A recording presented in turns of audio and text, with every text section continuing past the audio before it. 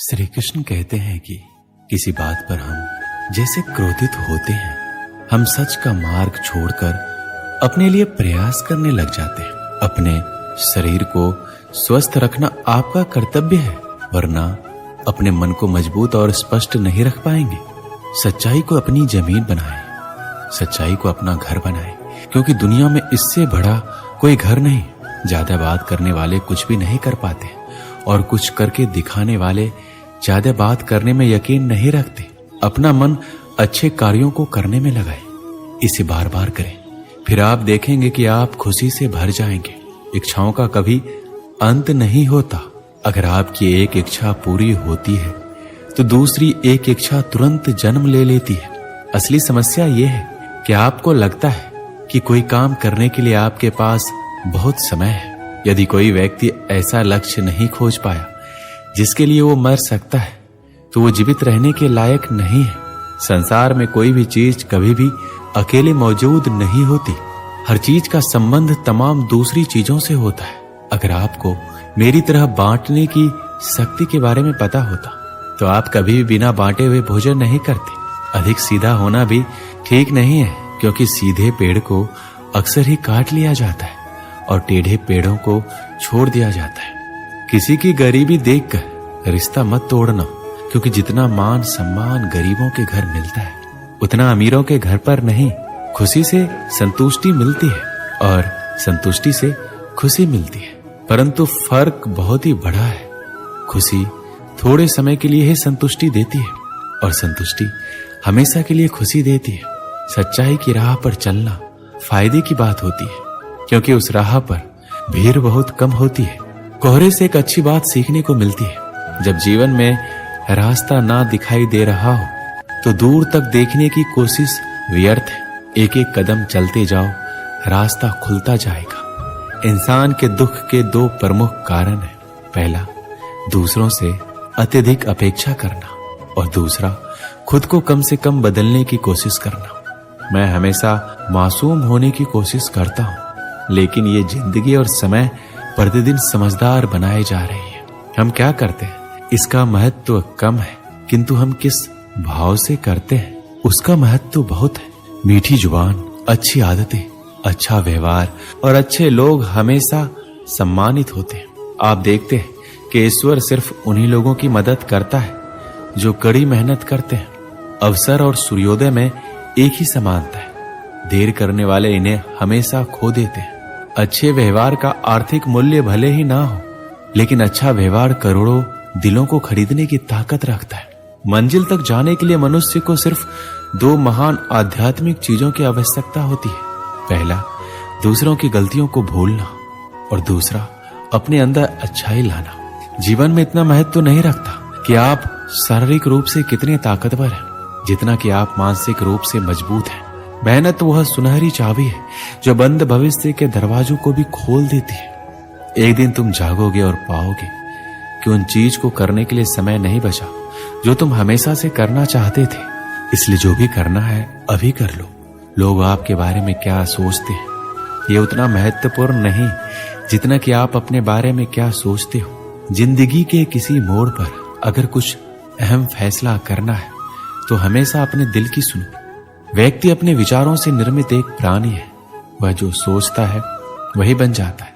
अपने जीवन को बदलने के लिए आपको केवल एक व्यक्ति की आवश्यकता होती है, और वह कोई नहीं बल्कि आप खुद हैं।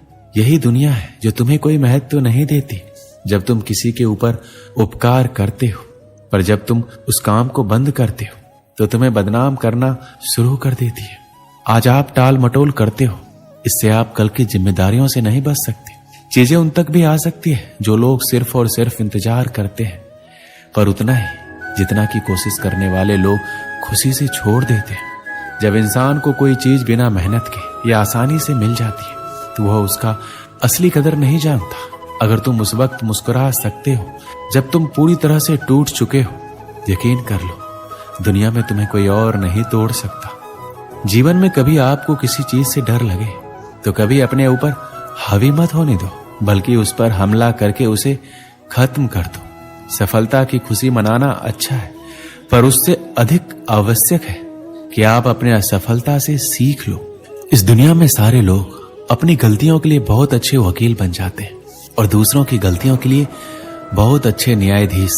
लोग जिंदगी भर भौतिक दुनिया में हर चीज के पीछे भागते रहते और ये पता लगाना भूल जाते कि सबसे महान खजाना तो उनके भीतर ही है। मैदान में हारा हुआ इंसान फिर से जीत सकता है, लेकिन मन से हारा हुआ इंसान कभी नहीं जीत सकता। परेशानी में कोई सलाह मांगे तो सलाह के साथ साथ भी दे देना, क्योंकि सलाह गलत हो सकती है पर साथ नहीं। कांटों पर चलने वाले अपनी मंजिल पर जल्दी पहुंचते हैं, क्योंकि कांटे कदमों की रफ्तार बढ़ा देते हैं। त्याग के बिना कुछ भी पाना संभव नहीं है, क्योंकि एक सांस लेने के लिए पहली सांस छोड़नी पड़ती है। समय सबको मिलता है जिंदगी बदलने के लिए, पर जिंदगी दोबारा नहीं मिलती। जब तुम गिरोगे तब तुम्हें उठाने वाले हाथ से ज्यादा तुम पर हंसने वाले चेहरे होंगे। अगर हमें अपने सफलता के रास्ते पर निराशा हाथ लगती है, इसका मतलब ये नहीं है कि हम कोशिश करना छोड़ दें, क्योंकि यह निराशा असफलता के पीछे ही सफलता छिपी होती है। जब तक आपके मन में नाराजगी के लिए विचार पोषित होते रहेंगे, तब तक आपका क्रोध भी बना रहेगा। लेकिन जैसे ही आप नाराजगी के विचारों को भुला देंगे, वैसे ही आपका क्रोध भी गायब हो जाएगा। यदि 4 बातों का पालन किया जाए कि एक महान लक्ष्य बनाया जाए, ज्ञान अर्जित किया जाए, कड़ी मेहनत से कड़ी मेहनत की जाए और दृढ़ मजबूत रहा जाए, तो इस जीवन में कुछ भी हासिल किया जा सकता है। अंत में यही चीज सबसे ज्यादा मायने रखती है कि आपने कितनी अच्छी तरह से प्रेम किया, अपने जीवन को कितना भरपूर जिया और आपने कितनी गहराई से लोगों की गलतियों को माफ किया। अगर आपको अच्छा साथी ना मिले तो अकेले चलें उस हाथी की तरह जो अकेले ही जंगल में घूमता है। अकेले रहना कहीं अच्छा है, बजाय उन लोगों के साथ जो आपके प्रगति में बाधा बनते हैं। एक समय की बात है, एक धनवान सेठ ने अपने गांव के गरीब लोगों के लिए प्रतिमाह दान का प्रबंध कर रखा था। किसी को 10, किसी को 20, किसी को 50 रुपए उसकी पारिवारिक खर्च के आधार पर दान में मिलते थे। सभी लोग हर माह के प्रथम दिन आकर अपना रुपए ले जाते थे। ये क्रम वर्षों से चला आ रहा था। इनमें एक भिखारी भी था, जिसका बड़ा परिवार होने के नाते उसे 50 रुपए हर माह मिलते थे। वह भिखारी भी हर माह के प्रथम दिन आकर अपने रुपए ले जाता था। एक बार माह की प्रथम तिथि को वह भिखारी रुपए लेने आया। इस बार सेठ के मुनीम ने कहा, भाई हिसाब में थोड़ा फेरबदल हुआ है, अब से तुम्हें 50 रुपए की जगह 25 रुपए ही मिला करेंगे। यह सुनकर वह भिखारी बहुत नाराज हो गया। उसने कहा, क्या मतलब, मुझे तो हमेशा से 50 रुपए मिलते रहे हैं, बिना 50 रुपए लिए मैं यहाँ से नहीं जाऊंगा। 50 की जगह मात्र 25 रुपए देने का क्या कारण है? मुनीम जी ने कहा, जिन सेठ जी की तरफ से तुम्हें रुपए मिलते हैं, उन सेठ जी की बेटी का विवाह है। उस विवाह में बहुत खर्च होने वाला है। उनकी एक ही बेटी है, लाखों का खर्च है। इस कारण अभी संपत्ति में थोड़ी असुविधा है, इसलिए अब आपको 50 की जगह 25 रुपए ही मिलेंगे। उस भिखारी ने क्रोध में हाथ पैर पटके और कहा, इसका क्या मतलब है? तुमने मुझे क्या समझ रखा है? मैं कोई अमीर नहीं हूं कि मेरे पैसे काट कर सेठ अपनी लड़की का विवाह करेगा। अगर अपनी बेटी के विवाह में लुटाना है तो अपने पैसे लुटाओ। पिछले कई सालों से उस भिखारी की मुफ्त में 50 रुपए मिलते आ रहे थे, इसलिए वह मुफ्तखोरी का आदी और अधिकारवादी हो गया था। वह अपने आप को बड़ा मानने लग गया था। उसके 25 रुपए काट लेने पर उसका विरोध कर वह क्रोध और आवेश में आ गया था।